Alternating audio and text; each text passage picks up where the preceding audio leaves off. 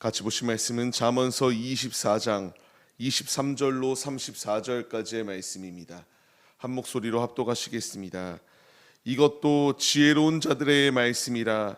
재판할 때에 낯을 보아주는 것이 옳지 못하니라.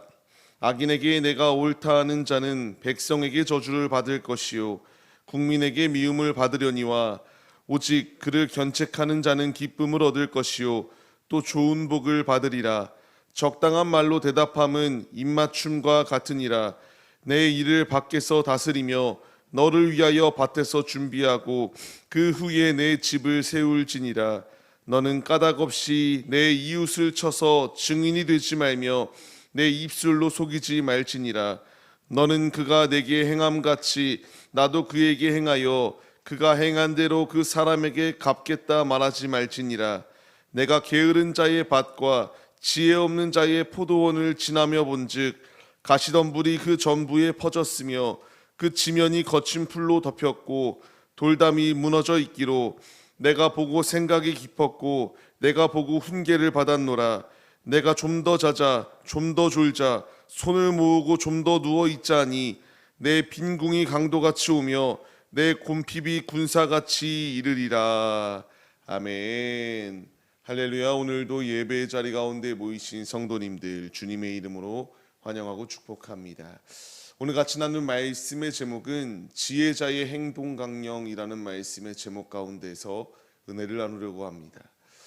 하나님의 자녀들에게 있어서 꼭 필요한 것이 있다면 정직한 삶을 사는 것이고 공정한 삶을 사는 것이며 부지런한 삶을 사는 것이 귀감의 역할을 감당하는 그리스도인들의 삶의 본분이다라는 것을 우리가 깨달아야 됩니다.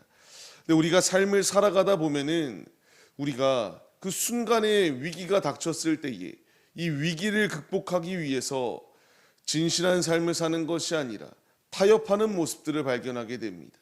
그냥 그 순간만 모면하면 된다라는 생각하에서 거짓말도 서슴없이 하게되고 거짓된 것을 말하며 이것이 진실인 양 진실되게 이것이 맞다라는 것을 이렇게 맹세까지 하면서 잘못된 길을 걸어가는 것들을 볼 수가 있게 됩니다. 이 길을 걸어가면서 그 순간의 위기를 모면할 때에 자신이 위기에 이와 같이 대응 능력이 뛰어나다, 센스가 넘친다라고 생각할 수 있습니다. 그런데 우리의 삶을 돌아보시기 바랍니다. 남들이 나에게 거짓말을 할 때에 우리가 모르던가요? 알면서도 그냥 넘어가는 경우들이 있습니다. 이 사람이 잘못된 것을 이야기하는 것을 알면서도 그냥 저 사람은 원래 저러니까, 그냥 저 사람이 원래 저렇게 허풍을 많이 떠니까 그냥 그런 식으로 생각하면서 불쌍하다라고 생각하면서 그냥 그 살아가는 삶의 모습 가운데서 다가오는 이러한 거짓된 것을 보고도 그냥 우리가 불쌍하여 넘어가는 경우들이 있게 되는 것을 볼 수가 있습니다. 자신은 잘 그 위기를 극복했다라고 생각하지만 그것은 위기의 극복이 아니라 뒤에 돌아서 그 사람들이 나를 어떻게 비판할지, 얼마나 나를 이와 같이 잘못된 자라고 이야기할지 우리는 깨달아야 된다라는 것을 주님이 말씀하십니다. 우리가 참 부끄러운 것이 있다면은 우리의 삶의 자리 가운데 나아가서 삶을 살아갈 때에 다른 이들이 교회에 나간다고 말하고 예수 믿는다라고 말은 하는데 그들의 삶을 보면은 그렇지 아니한 모습을 봐서 저런 사람이 믿는 하나님이 어디 있냐, 저런 사람이 다니는 교회는 다닐 필요가 없다라고 하는 말들을 들어보셨을 것입니다. 참 부끄럽습니다. 근데 이것은 누구 하나의 잘못이 아니라 우리 모두의 잘못입니다. 정직한 삶을 살아가고 공정한 삶을 살아가라고 주님이 우리에게 말씀하시는데 그렇지 못하고 자꾸만 타협하려고 하는 모습들이 우리 안에 있기 때문입니다. 주님은 우리에게 무엇이라 말씀하시나요? 공정하게 살아가라고 말씀하십니다. 정직하게 삶을 살아내라고 말씀하십니다. 그렇기 때문에 오늘 말씀을 보게 되면 재판할 때에 내가 좋아하는 대로, 내가 싫어하는 대로 판결에 있어서 낯을 보아주는 것, 내가 하나님의 뜻, 그리고 이 재판장은 재판의 그 법의 뜻대로 행해야 되는데 자신의 그 사사로운 감정 가운데서 행동하는 것은 옳지 못하다라는 것을 분명히 말씀해 주시고 있습니다. 이런 판결을 할 때에 그에게 주어질 것은 무엇인가? 24절 말씀과 같이 저주를 받을 것이다. 미움을 받을 수밖에 없다. 공정하게 삶을 살지 아니하고 진실하게 삶을 살지 아니하는 이에게 주어질 것은 이와 같이 타인에게 저주를 받고 미움을 받는 자리 가운데 설 수밖에 없다라는 것을 분명히 말씀하시고 있습니다. 앞서 말씀드렸던 것처럼 위기 대응의 순간 가운데서 거짓을 고하며 진실하지 아니하면서도 내가 이 위기를 잘 극복했다, 슬기롭게 극복하였다라고 얘기하지만 사람들은 알면서도 속아주고 그로 인해서 뒤에서 이와 같이 정죄당할 수밖에 없다. 정직한 삶을 사는 것이 하나님의 자녀들의 삶을 살아가는 자세이다라는 것을 분명히 우리에게 말씀해 주십니다. 우리는 삶을 살아가는 자리 가운데서 이 교훈의 말씀을 받아들여야 됩니다. 주님이 나에게 말씀을 주시고 있습니다. 정직한 삶을 살고 공정한 삶을 살고 어떠한 상황이 내 앞에 놓여 있다 할지라도 거짓된 삶, 거짓되어 죄악과 타협하는 삶이 아니라 오직 믿음의 길을 걸어갈 것을 우리에게 명령하시는 그 말씀에 반응해야 됩니다. 주님이 그렇기 때문에 우리에게 말씀하십니다. 견책하는 자 기쁨을 얻을 것이다. 좋은 복을 얻을 것이다. 죄악과 타협하지 아니하고 믿음의 길을 걸어가고 진실한 삶을 사는 이에게 주어질 것은 기쁨과 좋은 복을 얻을 것이다 라는 것을 우리에게 말씀하십니다. 우리가 이 말씀 가운데에 깨달음을 얻고 주님의 길을 걸어가야 됩니다. 재판을 하는 판사들의 판결하는 그 기준이 무엇인가요? 법전입니다. 하나님의 자녀들에게 있어서 법전은 무엇일까요? 하나님의 말씀입니다. 사사로이 나의 감정대로 판단하고 공정하지 못한 삶을 사는 것이 아니라 주님이 나에게 주시는 이 삶의 기준은 하나님의 말씀이요, 지금 내 안에 내주하고 계시는 성령님께서 말씀 안에서 삶을 살아갈 것을 끊임없이 우리에게 말씀해 주시고 있습니다.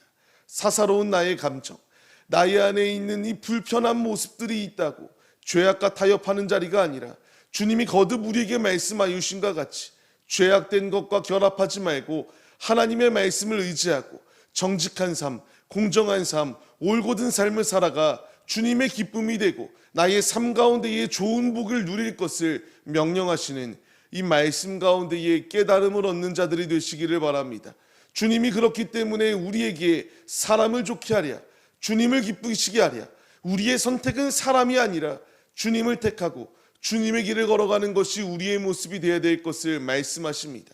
우리가 지금 살아가는 삶의 자리 가운데서 사람의 마음을 기쁘기 위하여 나의 혀가 뱀의 혀와 같이 사람을 기쁘게 하려고 하는 것이 우리의 모습이 아닌가 돌아보고 점검해야 됩니다. 주님은 우리에게 사람을 기쁘게 하는 것이 아니라 주님을 기쁘게 하라고 말씀하십니다. 히브리서 11장 6절 말씀을 통하여 무엇라 말씀하시나요? 하나님을 기쁘시게 하기 위해서는 믿음이 있어야지만이 기쁘시게 할 수 있다라고 말씀하십니다. 믿음이 없으면 공정하지 않습니다. 믿음이 없으면 진실함이 없습니다. 죄악된 것과 타협하지 말 것을 명령하시는 주의 말씀대로 순종하여 주님의 길을 걸어가시기 바랍니다. 주님이 그렇기 때문에 적당한 말로 삶을 살아가라고 말씀하십니다. 공정하게, 진실되게 하나님만을 바라보며 올바른 말을 하며 삶을 살아가라고 우리에게 말씀하시고 있습니다. 우리의 삶에 살아가는 자리 가운데서 이 말씀에 반응하여서 내가 어느 곳에 가든지 어느 곳을 우리가 있든지 그 있는 자리 가운데서 올바른 말, 정직한 말, 주님이 우리에게 살아가라고 말씀하시는 행동의 강령들대로 순종하여 주님의 길을 걸어가시는 자들이 되시기를 바랍니다. 그렇기에 주님이 말씀하십니다. 잘 준비하라고 말씀하십니다. 안팎으로 잘 준비하라고 말씀하십니다. 하나님의 자녀들이 우리의 집을 세울 때에, 우리의 밭을 세울 때에 잘 준비하라고 말씀하십니다. 잘 세우기 위해 중요하게 내게 주어진 것은 공정하고 정직하게 사는 것, 이것이 잘 세울 수 있는 길이다. 잘 준비하라고 우리에게 말씀하십니다. 주님 오실 날이 다가오는 이 때에 패역한 것과 타협하는 것이 아니라 죄악된 것을 끊고 공정한 삶, 정직한 삶을 살아가기 위하여 잘 준비하시고 믿음의 길을 걸어가기에 힘쓰시는 우리의 모습이 되시기를 소망합니다. 그렇기 때문에 주님이 우리에게 계속하여 말씀하십니다. 게으른 삶을 살지 말고 부지런한 삶을 살아갈 것을 말씀하십니다. 그 길을 걸어갈 때에 게으른 자리 가운데에 있을 때에 가시덤불이 그렇게 온 곳에 퍼진 것을 보았다. 거친 풀이 덮여 있는 것을 보았다. 돌담이 무너져 있는 것을 내가 보았다. 내가 생각해 보았을 때에, 내가 이 훈계를 말씀을 받았을 때에 게으름을 무너뜨리고 부지런한 삶을 살아가야 될 것을 배웠다라는 것을 말합니다. 좀 더 자자, 좀 더 졸자, 좀 더 누워있자.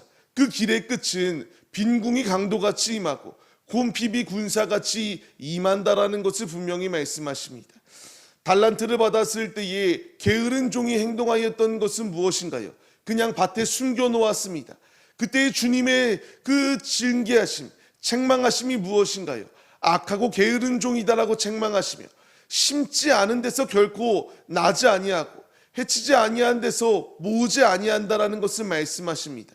우리는 부지런하게 삶을 살아가야 됩니다. 세상 사람들이 바라봤을 때에 이 사람이 행동하는 건 믿을만하다, 이 사람이 행동하는 것 진실되다, 부지런하다, 우리의 삶 가운데서 이러한 삶을 나타낼 것을 우리에게 말씀하시고 있습니다. 오늘의 삶을 시작하는 우리의 모습들, 거룩한 주일을 맞이하였고 한 주간의 삶이 시작되었습니다. 우리에게 필요한 자세는 부지런함입니다. 좀 더 자자, 좀 더 졸자, 좀 더 쉬자. 자꾸만 게으르고 나태한 자리 가운데서 이 치열한 영적 전투 가운데서 마귀에게 잡아먹히는 것이 아니라 부지런한 삶을 살아갈 것을 우리에게 주님이 말씀하십니다. 말씀에 반응하여서 오직 부지런하게 오실 주님의 길을 예비하는 하나님의 자녀들의 모습이 우리 모두의 모습이 되시기를 소망합니다. 말씀을 맺겠습니다. 주님이 나에게 주시는 행동 강령은 두 가지입니다. 부지런한 삶을 살아가고 정직한 삶, 우리가 공정한 삶을 살아갈 것을 주님이 우리에게 말씀하시고 있습니다. 이 길을 걸어가야지만이 하나님의 자녀이고 이 길을 걸어가야지만이 우리 주위에 믿는 자이건 불신자이건 우리 이웃들에게 하나님이 정말로 살아계시다라는 것을 나타내 보이는 진실한 자이다라는 것을 우리에게 가르쳐 주시고 있습니다. 나의 삶, 죄악과 타협하고 자꾸만 순간의 위기만 모면하려고 사는 것이 아니라 정직하고도 진실하고 부지런하게 모든 삶의 자리 가운데서 그리스도인으로서 삶의 귀감의 역할을 감당하고 이 사람이 믿는 하나님, 이 사람의 행실을 보니까 나도 믿고 싶다라고 하는 그 아름다운 향기를 나타내는 하나님의 자녀들의 모습이 우리 모두의 모습이 되시기를 주님의 이름으로 간절히 축원합니다.